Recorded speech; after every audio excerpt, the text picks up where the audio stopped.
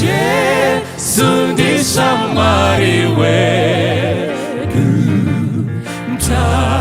mtakuriwe zvitadzo,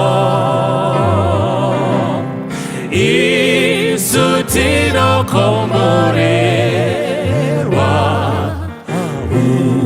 unonzwa minamato. Tashaya runyararo, tinorwadzwa mumoyo, kuti tisabvumira zvose kuna Jesuyo,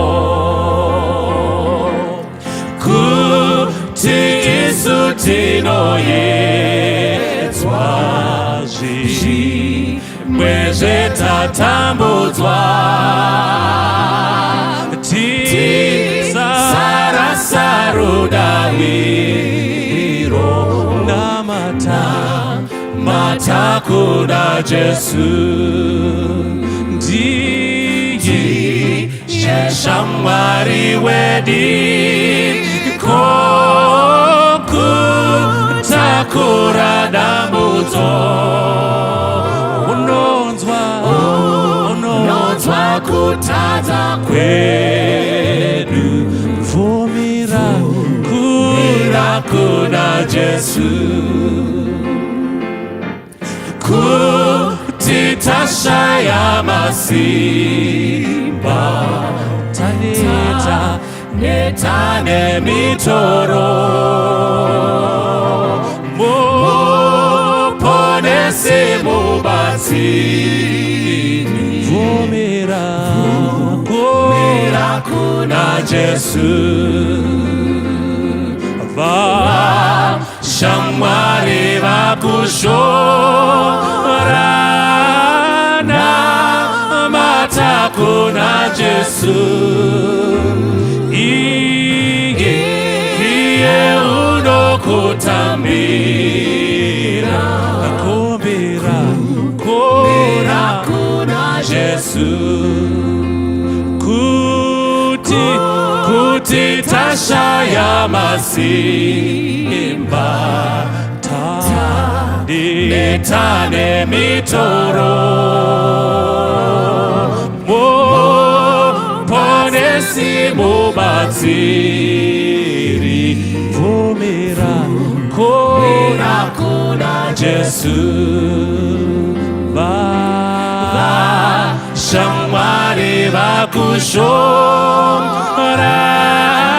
namata kuna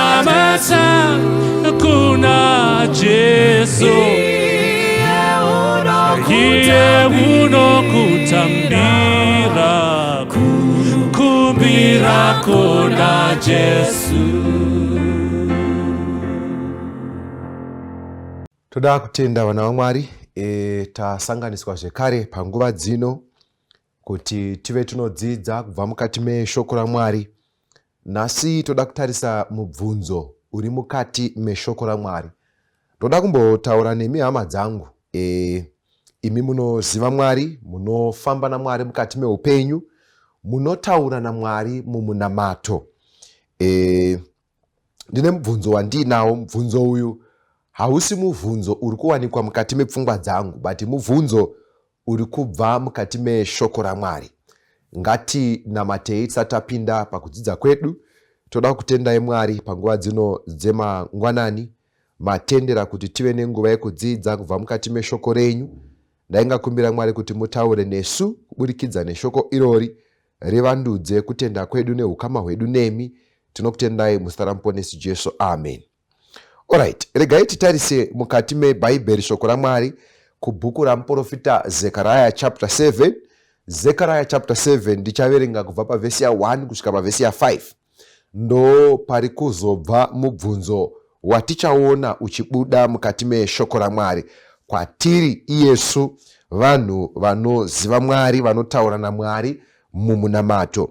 Bhaibheri rinoti izvo pana Zechariah chapter 7 vhesi ya 1. Inoti, zvino negore rechina ramambo Darius, shoko raJehovha rakasvika kuna Zekaraya nezuva rechina romwedzi wepfumbamwe iwo weKislevi. Vhesi ya2, zvino vanhu veBheteri vakanga vatuma Sharezeri naRegemi-mereki navanhu vavo kundokumbira nyasha kuna Jehovha. Vhesi ya3, nokutaura navaprista veimba yaJehovha wehondo navaprofita vachiti, ko, ndochema nomwedzi wechishanu ndichizviparadzanisa navamwe sezvandaita makore awa mazhinji here? Bvunzo repavhesi ya3. Vhesi ya4, ipapo shoko raJehovha wehondo rakasvika kwandiri richiti, vhesi ya5, taura navanhu vose venyika ino navaprista uti, zvamaizvinyima zvokudya muchichema nomwedzi wechishanu newechinomwe makore ano ana 80, maitongozvinyima zvokudya nokuda kwangu here? Dai Mwari vakomborera kuverengwa kweshoko rawo. Panapa tiri kuona vana veIsraeri, but to be more specific pataurwa nezvevanhu veBheteri. Mushure mekunge 70 years dzapera vari muBabylonian captivity, kunonzi kunotumwa vanhu kuti vaende pamberi paJehovha kundokumbira nyasha. Ndo mashoko abuda mukati meBhaibheri. But chiri kunzi kundokumbira nyasha, kuenda kundobvunzira pamusoro peexperience yavafamba mukati mayo, probably yavasiri kunzwisisa kana kuti isina maresults anovaconvinza kuti tanga tichifamba nenzira inodiwa naMwari. Regai nditi mweya uri muvanhu ava dai ungava ndiwo mweya ungatibatawo isu mukati mezuva ranhasi. Pakufamba kwese kwatinoita mukati merwendo rwechikristu naMwari, ngatimbovei nenguva yekundobvunza Mwari kuti mufambiro watiri kuita ndiwo here, toenderera mberi here nekafambiro katiri kuita. But mubvunzo unoenda zvikanzi, endai munobvunza kuti toramba tichizvinyima zvekudya here, tichichema here sezvatanga tichiita pamakore mazhinji apfuura. Ini ndichitarisa mubvunzo uyu, mubvunzo unouya mupfungwa dzemunhu ari kuti kunamata kwese kwandiri kuita handisi kuona maresults anobatika. Ndanga ndichitsanya, ndanga ndichichema, ndanga ndichimukira kumaprayer band, handirovhi kuchechi, maprayer session ese anoitwa ndinenge ndiriko, but zvaane nguva ndichingozviita, but maresults anotaura kuti ndiri kutaura naMwari handisi kumaona. Regai nditi vanhu vaMwari, tenda Mwari ukanamata pakashayikwa maresults. Nyaya iyi muchainzwisisa kumberi kwatiri kuenda. Ukaona wanamata kuna Mwari poshayikwa maresults, tenda Mwari. But inzwai manje mhinduro inobva kuna Mwari. Mhinduro inobva kuna Mwari iri kutoya semubvunzo zvekare. Munoziva sometimes kana tichinya kunzwisisa zvinhu pamberi paJehovha, Mwari vane muitiro wavanoita. So muitiro wavanoita ndewekumutsa pfungwa kuti dzitange kufunga zviri nani. So Mwari anoti izvo, pamava muchizvinyima zvekudya ndaikuonai muchizviita.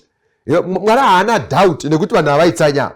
Mwari haana doubt. Mwari akatonyatsozinzwisisa, Mwari akatonyatsoziona vachitsanya, ende Mwari ari kutoziva kunyange neperiod yavakatora vachitsanya, ende nemadhates acho. Ndofunga vhesi ya5 yaburitsa kuti vaizviita nemwedzi wechishanu, vachizviita zvekare nemwedzi wechinomwe. Saka every 5th month and 7th month wegore rimwe nerimwe for a period of about 70 years Mwari akanga achitoona zvichiitika. But Mwari vaingove nemubvunzo umwe chete pakuitika kwazvo zvose, kuti vanhu ava matsanyiro avari kuita nemanamatiro avari kuita, vari kunamata kwandiri here kana kuti ameno wavari kutaura naye. Munoziva kuti chii vana vaMwari? Nyaya yatiri kutaura nezvayo iyi inyaya inogona kunge iri kutoexperiencwa nevamwe vedu muworld yevanamati. Tiri kunamata, tiri kutsanya for a long period of time. Ende paunozviita, regai ndishandise mashoko aya, unozviita wakaperera, but wapedza angava 10 days of prayer, angava 90 days of prayer and fasting, vamwe vane weekly programs ekutsanya avakazvigadzirira at individual level, vamwe vanawo monthly programs ekunamata avakazvigadzirira at church level, even at family level. I don't know, even at friendship level muneka program kenyu kekunamata, but mapedza kuzviita manje, mapedza kuzviita matarisira mhinduro kuti iko zvino izvi Mwari akuchipindura, ndo pauri kuona mhinduro yaMwari ichiuya semubvunzo. Mwari obva ndakuonai muchitsanya, ndakuonai muchinamata. In fact, pamakatanga kusvikira mapedza ndaverenga ndikaona kuti mazviita for 70 years. Handizivi pane vari kunditeerera kuti maane makore mangani muchinamata imimi, because avakanamata vakatsanya for 70 years. Vamwe vedu mune 20 years, vamwe vedu mune 30 years, vamwe vedu mune 40 years, vashoma vasvitsa 70 years. But pa 40 years idzodzo muchinamata mutori nematestimony, mutori nemaexperiences vamwe venyu amuri kunongedza kuti ndiMwari wakazviita. But kana dai Mwari ungabvunzwa nhasi, haangapinduri here nemhinduro iri panapa yekuti makazviita, makatsanya, mukazvinyima zvekudya, mukazvitsaura pakati pevanhu, mukanamata, mukarega kudya zvainaka, mukaita semunoonda because maiti muri fasting program. But Mwari obva ati pamaizviita manje makanga muchizviitira ini here. Amuri kunzwa here mubvunzo uyu? Mwari ari kuti ndakakuonai muchinamata, but I'm sorry, your prayers were not directed kuna Mwari. Saka andaigona kuti ndipindire muhupenyu hwevanhu vasiri kutaura neni. Mwari vaizoita sekunge munhu uya anongohakira nyaya dzaasina kupirwa, because Mwari vari kuti panapa vana veIsraeri kutsanya maitsanya zveshuwa, handina doubt, but makanga musingazviitire ini.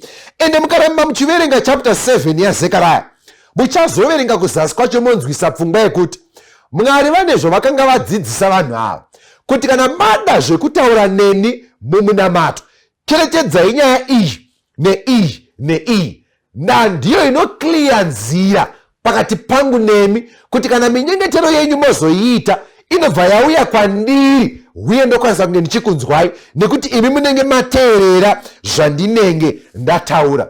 But regai nditaure chinhu icho vana vaMwari, many times tinotaura naMwari nenzira yatafunga. Hatizvitsvagiba kuti ndizvo here zvakataurwa naMwari kuti kana maakunamata itai nenzira yakati. Tinoteedzera tsika dzevari muchechi yatakapinda, because pamakabva kwamakabva imimi muchipinda chechi yamunopinda makasvika vanhu vaivemo vachinamata, but hamuna kuzvibvunza kuti manamatiro avari kuitaya ndiwo here ari mushoko raMwari, but udofu hwamakaita vamwe vacho kungosvikokopa vari muchechi vari kunamata vamwe vacho nenzira isiriyo vamateedzera, nemiwo makatopindawo imomo. Chinondishambisa ndechichi, vamwe vane matestimony asi Mwari ane mubvunzo uyu kwamuri. Nyange wakabata testimony yaunomhanya nayo uchipupura simba raMwari, asi Mwari wacho kana wabvunzwa anoti testimony anayo zvake, asi munamato wacho paakauita wonge usiri directed kwandiri. Saka nyaya iri panapa ndeyekuti kudii vana vaMwari, Mwari vane nzira yavakadzidzisa mushoko ravo kuti vese vanoda kutaura naMwari mumunamato vatevedzere kana vachida mhinduro nemaresults anobva nekukonzereswa nesimba raMwari. Saka inzwai chechi, Mwari havapindure munamato nekuti iwe wanamata kusvikira wanzwa kuti wanamata. Regai ndidzokere pfungwa iyi. Ndinoziva vanhu vanoenda kumachurches kwavo kunoconducta maprayer session, maprayer programs ekuti ukavaona vakunamata vanonamata kusvikira newe wakavatarisa so wanzwa kuti zvishuwa vanhu ava vanamata. But regai ndikuudzei, kunamata kusvikira manzwa kuti manamata handizvo zvinomuvha Mwari kuti vapindure munamato.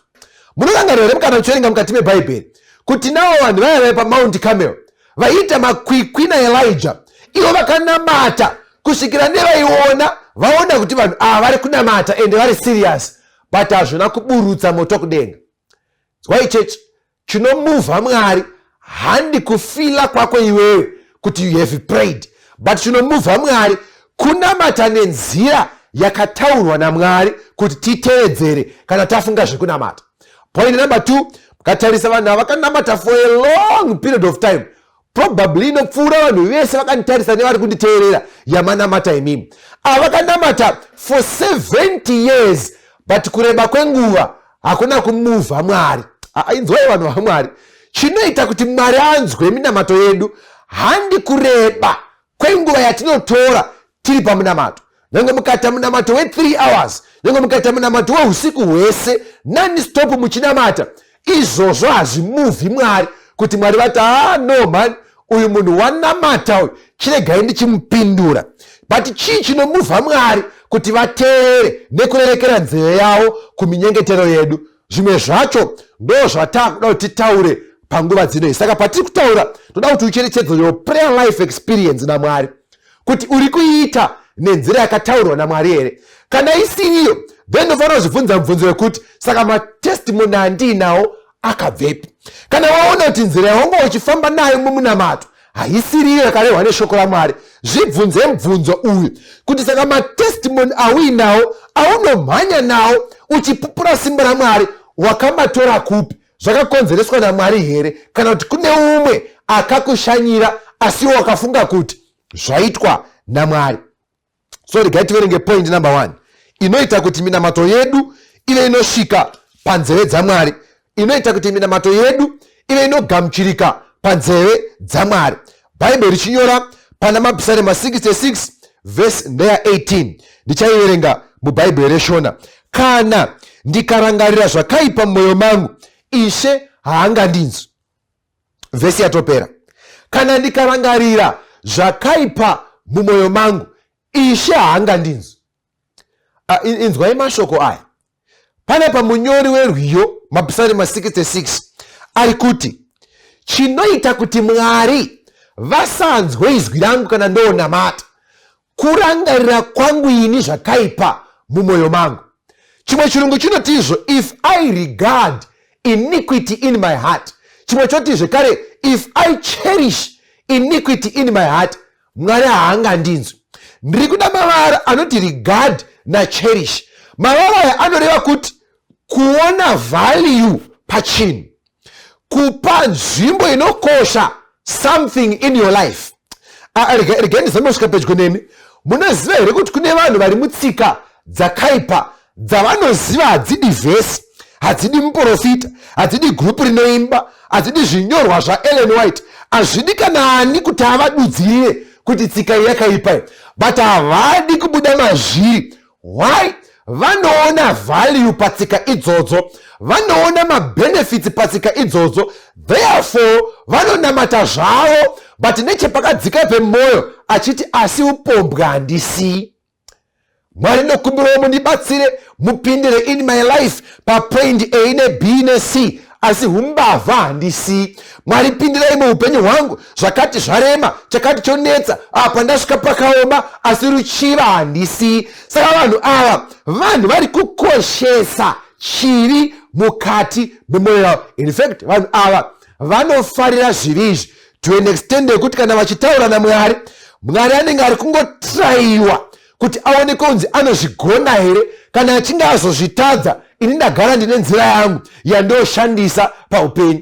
Saka regai ndikuudzei, kubatirira pachivi asi uchida simba raMwari, uri kucommunicata kuna Mwari kuti Mwari, I don't trust you, I don't think izvi munozvigona, I'm just trying you. Why? Because ndakadzidziswa neshoko renyu kuti munenge munozvigona, but inini tsika yangu yandagara ndichifamba mairi, Mwari ine mabenefits amusingagoni kundipa imi kana ndikazoisiya.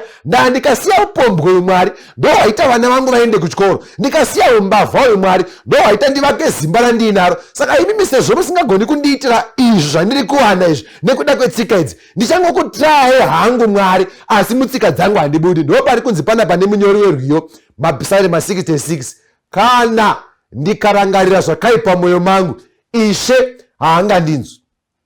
Verengai bhuku raJeremiah chapter 23. Muchaona kuti imwe tsika yaitsiurwa vaprofita venhema naJeremiah yaive tsika yekusimbisa maoko evanoita zvakaipa. Chii chinonzi kusimbisa maoko evanoita zvakaipa? Mukaverenga vhesi ya14 inokupai pfungwa yekuti izvo kuropafadzwa kwemunhu ari mutsika yakaipa kana kwaitika maoko ake asimba, zvichaita kuti afunge kuti Mwari vanogona kundipa zvikomborero zvandinoda kunyangwe ndisina kusiya tsika dzangu dzakaipa.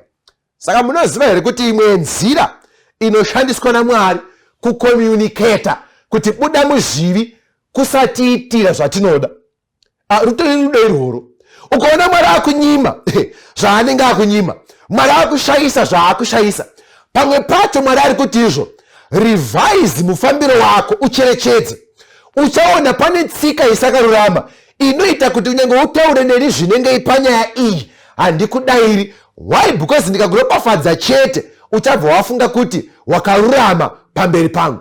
Saka Mwari anoda kuti kana vanhu vachinge vafunga zvekunamata, zvekutaura naye mumunamato, ngavaparadzane nezvivi zvese zvavanoziva, ngavazvivenge mukati memwoyo yavo, kunyange zvikavaremera kubuda mazviri, nekuti zvinoda zvekare simba raMwari kuti ugone kusiya chivi. But kunyange zvikarema, iwe mukati mehana yako wirirana naMwari kuti tsika iyi yakaipa, ini kana ndiri mwana waMwari ndinofanira kubuda mairi.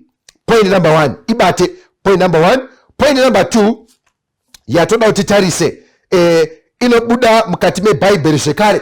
Iyi ndichaiverengera mavhesi anokwana kuita 2. Mavhesi iwaya rekutanga ndi Romans, rechipiri ndi 1 John. But point iyi zvairi kutidzidzisa ndezvekuti izvo kana taakunamata, we must pray. We should pray according to God's will. Regai ndiverenge panapa Romans chapter 8 pavhesi ya 26 nevhesi ya 27. Bhaibheri rinoti izvo, saizvozvo mweya unobatira navo nekusava nesimba kwedu, nekuti hatizivi kunyengetera zvakafanira, asi mweya amene unotinyengeterera nokugomera kusingataurwi.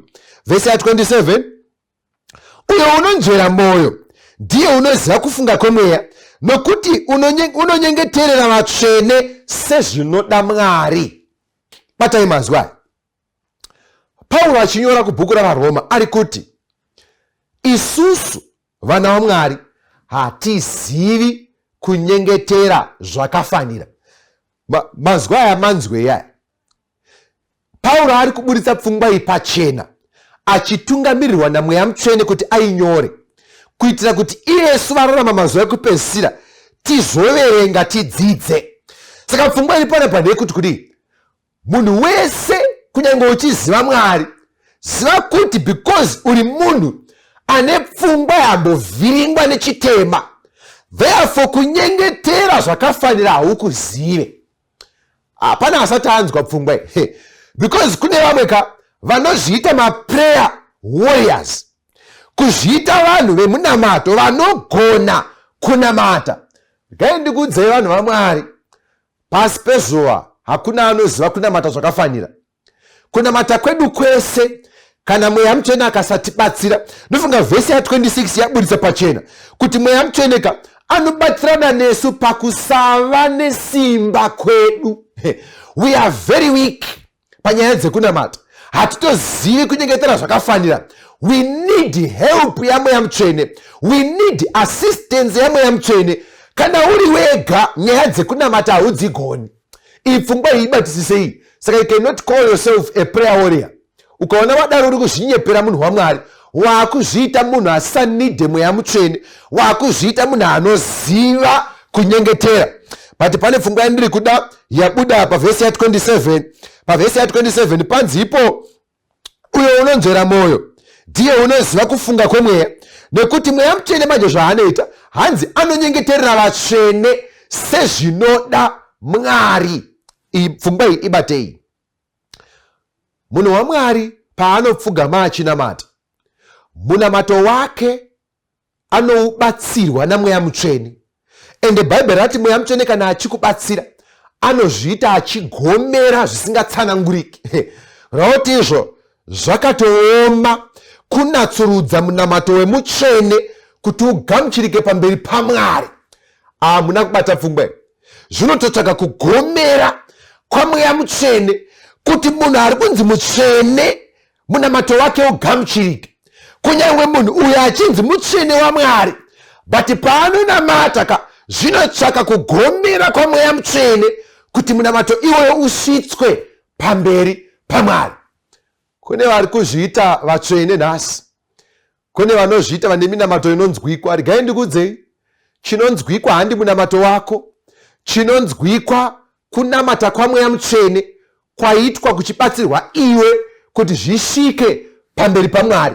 But vhesi ya27 manje iri kuti izvo mweya mutsvene kana akunamatirira vatsvene vaMwari, kana akunamata on behalf of God's saints, anonamata sezvinoda Mwari. Ndozva kuti pane vasina kuibata pfungwa. Mweya mutsvene kana akunamata anonamata sezvinoda Mwari, kwete sezvinoda mutsvene uyu. Haiwa, mutsvene uyu ane zvaari kuda, zvaari kutotaura pamberi paMwari. But mweya mutsvene manje anomira in between mutsvene naMwari, Jesu vachiita zvigamuchirike. Mweya mutsvene obvaita kuti izvo munamato uyu unosvika kuna Mwari usvike uri sezvinoda Mwari. Regai ndibatanidze nevhesi iri 1 John chapter 5 vhesi ya14. 1 John chapter 5 vhesi ya14. Bhaibheri rinoti izvo ndiko kusatya kwatinako kwaari, kuti kana tichikumbira chinhu nokuda kwake unotinzwa. Ndiko kusatya kwatinako. Chirungu chinoti this is the confidence that we have. Ndo kuwana simba kwedu. Kuwana simba kwedu kana takunamata kunobva papfungwa yekuti tikanamata according to God's will anotinzwa. Bata ipfungwa yaona waMwari. Chinoita kuti Mwari vanzwe minyengetero yedu handi kupresenta kwedu zvatinoda isu. Bata ipfungwa. Kwete kuti Mwari ari kuti musataure zvamunoda. Mwari anotitendera kutaura zvatinoda, but izivai kuti tikana zvatinoda zvawirirana nezvinodiwa naMwari, ipapo ndo pane kunzwikwa kwedu kweminamato yedu naMwari. Kana zvatinoda isu zvawirirana nezvinodiwa naMwari, ndo panoita kuti Mwari vanzwe kunyengetera kwedu. Ngainditaure chinhu ichi. Mwari vanoziva zvakatinakira. Many times isusu we are like vana vadiki pamberi paMwari. Unogona kuuya, mwana anogona kuuya achikumbira mari yekutenga kana kuti ngatiti ice cream kuchikoro, but haana textbook rekuverenga. Mwana anogona kuuya achikumbira mari yekutenga malolipop sevamwe kuchikoro, but penzuro yarasika. Saka zvinoita mubereki akangwara anoti, mwanangu, pamari yandiinayo iyi nhasi tombokoshesa penzura netextbook, then kana tazowana imwe maice cream achazouya. Muri panoona waMwari. Saka Mwari zvaanoita manje, anoziva zvakatinakira panguva yakafanira. Iwe ukakumbira chinhu, wokumbira ice cream usina textbook, Mwari anoti kana wazokumbira textbook ndo patichanzwa kunyengetera kwako. Saka pane zvimwe zvinhu zvisingaitike in our life, kwete nekuti Mwari haazvigoni, but Mwari anoziva kuti izvozvo hazvina kutinakira. Regai ndikurumidze kuburitsa pfungwa. The will of God pamusoro pemunhu wese ari panyika i1. Mwari chavari kutsvaka kuti munhu wese ari panyika aponeseke. Nhasi mungawana sugar mai, nhasi mungawana murume anokudai, nhasi mungafamba nemotokari latest Benz, nhasi mungawana mari, mukawana zvamunoda zvese, but Mwari unotarisa chinhu ichi. Zvaitika izvi zvepane rino pasi zvapera, muri kusara here muri in a position yekuponeseka. Saka the will of God upon every human being ari panyika ndekuti pashayikwe kana umwe chete unopesana kana kuti unopotswa nekuponeseka. Saka inzwai vana vaMwari, patinonamata paya zivai kuti zvamakumbira izvi Mwari unotarisa kuti uri kuda ndikuitire chawakumbira ichi, but kana ndakuitira uri kusara here uri in a position yekuponeseka. This is the reason why when you study the Bible you will discover kuti Mwari havadhile nesu zvakafanana. Mwari vanodhila nesu nenzira dzakasiyana. Why? Because jaya mupfumi ari kuudzwa unzi tengesa zvese zvauinazvo kuti unditevere. But Abraham was made very rich, asi akanzi baba wokutenda. Saka kune vanozivikanwa naMwari kuti ava vanofanira kutengesa zvavainazvo kana vachida kuponeseka. Koita vanozivikanwa naMwari kuti ava ndivana Abrahamu, kunyange vakave nemari hazvivabvisi pakutenda. Saka Mwari unotinzwisisa, Mwari unotiziva. Saka patinokumbira anotiitira bedzi zvinhu zvinowirirana nezvavanoda ivo. Nemhaka yei chavanoda ndechekuti tiponeseke. So pfungwa number 1, tati izvo munhu kana akuda kutaura naMwari ngaaparadzane nezvivi. Pfungwa number 2, munhu kana akuda kutaura naMwari ngaadzidze kukumbira according to God's will. Kana Mwari akataura kuti izvi hazviitwi, kunyange ukazvinamatira, kana akazviramba akazviramba. Asi kana ukakumbira zvaakati zvinoitwa, Mwari unokuitira. Mwari kana wakabudisa pachena kuti usauraya, iwe wokumbira kuti someone afe, inzwa munhu waMwari, Mwari havagoni kuteerera munamato iwoyo. Why? Because vanofanira kuita zvinhu bedzi zvinotiisa pakuponeseka.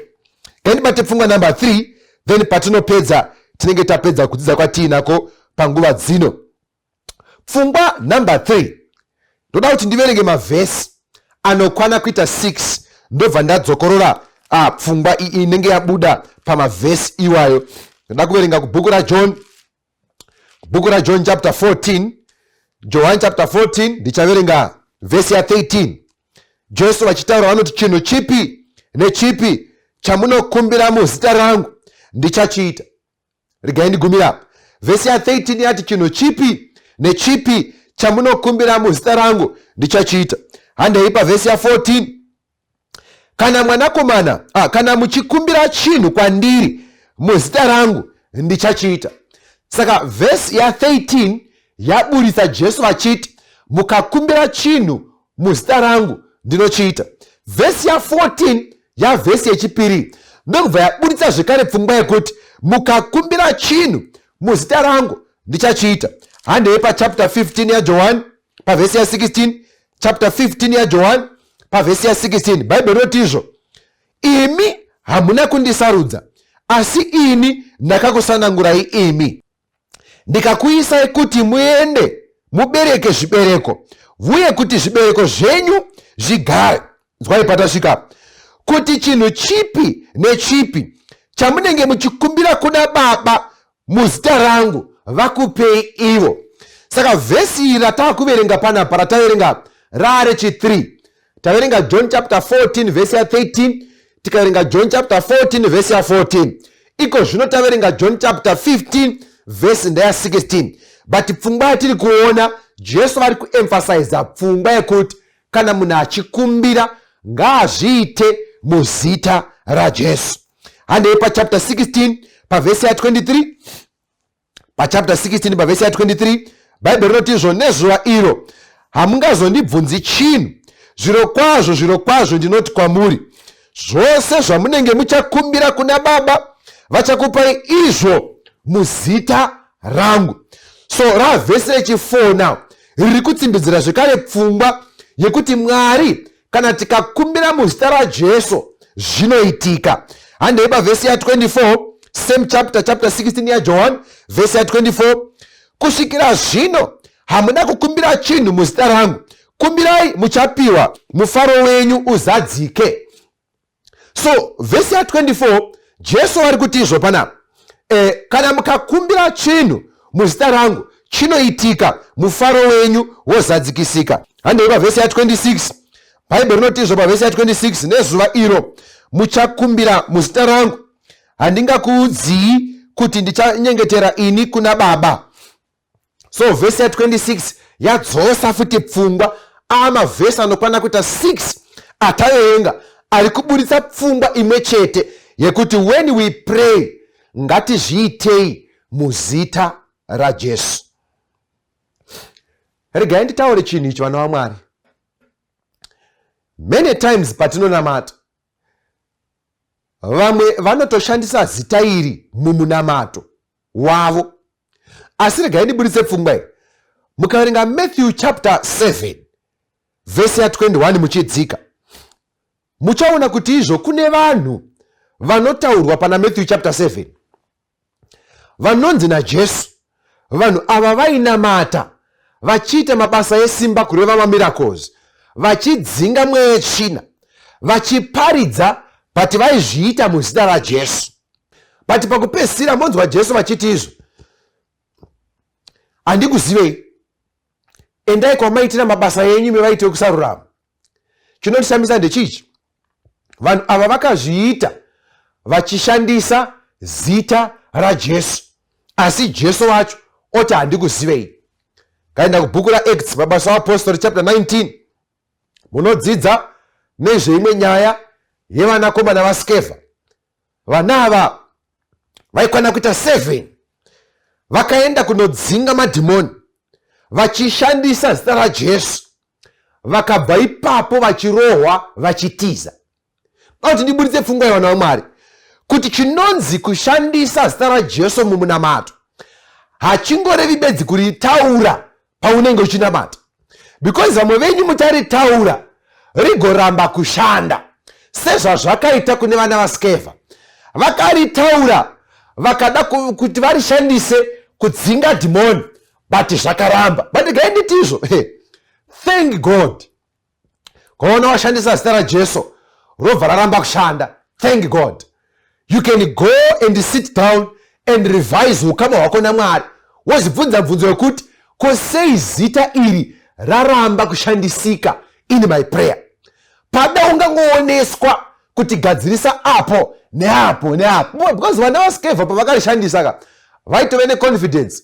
Tinokurayira iwe nezita raJesu unoparidzwa naPauro kuti buda, ndobva dhimoni rati Pauro ndomuziva, iye Jesu wacho ndomuziva, but inini manje ndimi vanani? Pfungwa dzangu ndinoona sekuti madhimoni aya aiudza vakomana kuti vakomana vane mweya waMwari tinovaziva, vanofamba nesimba raMwari tinovaziva, vari muukama naMwari tinovaziva. Pauro wamuri kutaura tomuziva, kana dai anga ari iye tikadai tisina kuita navo. Jesu wamuri kutaura nezvake anoparidzwa naPauro tinomuziva, dai anga ari iye ari kutirayira kuti buda hataita nharo. But challenge ndeyekuti imimi manje hamuzi kukingdom yaMwari, imimi muri kukingdom yeduku. Ende kana mauya kingdom yeduka pahierarchy authority neukuru muri pasi pedu. So nhasi we want to give you some discipline kuitira mangwana mukasangana nevakuru venyu mudzikama. Ndizvo zvandofunga inini kuti madhimoni ndo zvaicommunicate. But gaindikudze vana vaMwari, ukaona zvaitika kuti warishandisa zita raJesu zoramba, tenda Mwari. Pane njodzi huru ndepapo vari pana Matthew chapter 7 vaya vari kurishandisa nhasi, ndonguva ichazviri kuitika, vanorishandisa nhasi votowana maresults, but pakupedzisira vozoudzwa naMwari kuti handikuzivei. Chii chiri kuitika apa? Mascenarios maviri andakupaya, Matthew 7 naActs 19, anondipa pfungwa yekuti kudii, iri zita iri raJesu iri harishande kune vanhu vasina ukama naJesu. Pane imwe nzvimbo Jesu anoti izvo, anondinyara pamberi pavanhu, neniwo handingagoni kumumiririra pamberi paBaba. So pfungwa iripo panapa ndeyekuti izvo, pfungwa iripo panapa ndeyekuti izvo, Jesu vari kuti vandinogona kumirira representing them only pamberi paBaba ndeavo vari muukama neni. Saka chinonzi kushandisa zita raJesu mumunamato chinopfuura kungoritaura mumunamato, but chinoenda beyond that, chinosvika pakuve neukama naJesu wacho, because zita iri harishandisike rikave nemaresults akanaka anobva kuna Mwari kana iwe usina ukama naJesu. Zvinoita sekuti mupfungwa dzangu paunorishandisa denga rinogara pasi, roti varume pane munhu ari kunamata, but ari kunamata achishandisa zita raJesu. Jesu odaidzwa onzi uyu munhu uyu ari kutaura achiti in the name of Jesus I pray, unomuziva here? Jesu akati handimuzivi. Zvozvanzi isai munamato wake pasaidi, hatigoni kuti muitire zvaari kuita, because ari kuda kuzama kupinda mumazambara matsvene edenga kuwana zvikomborero zvedenga, iye asina ukama naMwari. Saka kana padaidzwa zvekare Jesu odzoka zvekare pane umwe konzi uyu ari kunamata achiti in the name of Jesus, unomuziva here? Jesu obva ati hongu unomuziva. Anobva anzi muitire zvaari kuda, nekuti number 1 anenge aparadzana nezvivi, ndo zvagadzira ukama hwake naJesu. Number 2 atungamirirwa namweya mutsvene kuti azive kunamata nenzira yezvinodiwa naMwari. Saka kana akazviita ari muukama naMwari achifollowa the will of God uye aparadzana nezvii, munamato wake unova nesimba. So regai ndidzokorere mubvunzo wepandava kuvharira kuti kune vakanditeerera, kune vari kundinzwa ndichitaura, matestimony aminawo kana musingacherechedzi mapoints matatu atadzidza nhasi, bvunzo wangu ndewekuti akabva kuna ani? Imi kana mungafamba muchiparidza simba rekunaka kwaMwari mukati meupenyu hwenyu, muchiti makazviitirwa nekuti manga manamata, asi munozviziva imimi kuti mapoints matatu atataura aya imi pachezvenyu hamumacherechedzi pana maapinda paprogramu yekunamata. Saka testimony yamakabata nhasi yamuri kuti imimi makazviitirwa naMwari, ndiMwari here wakazviita. Gai ndikuudzei, ariko umwe akamirira kumhanya kunoisa matestimony muupenyu hwevanhu so that vafunge kuti isimba raMwari but risiri simba raMwari.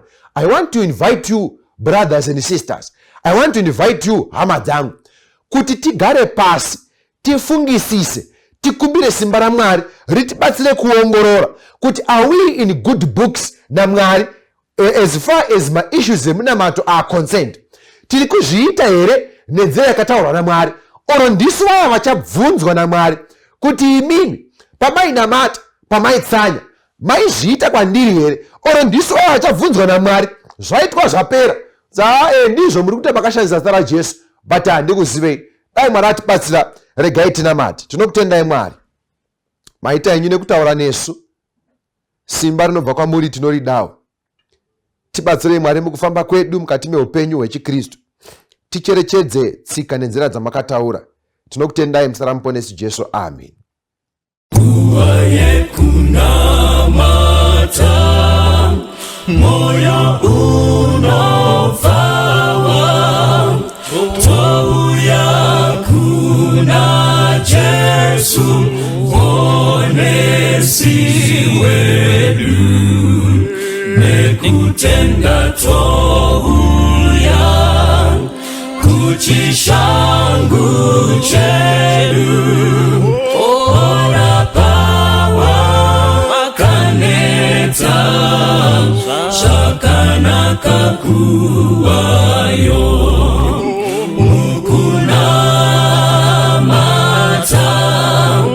tinokomborerwa, ora pawa kaneta shakanaka kuwayo, nguva yekunamata tenzi oswedera, anetsitsi kunzwa vana vachichema, zvese tinozviisa pamakumbo ake, ora pawa kaneta shakanaka kuwayo, mukunamata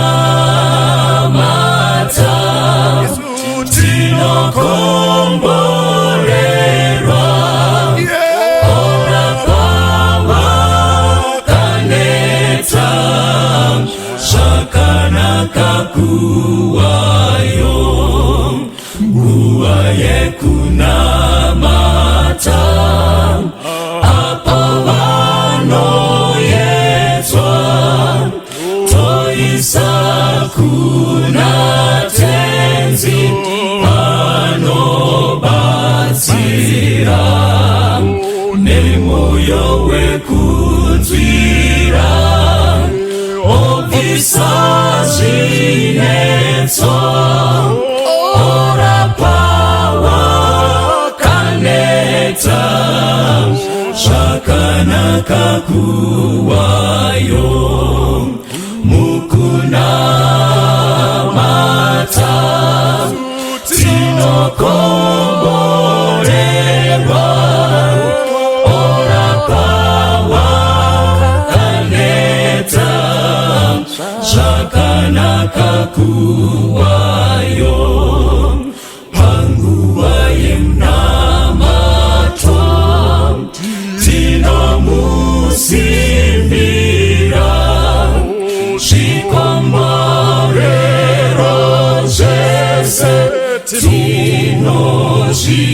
kakuwayo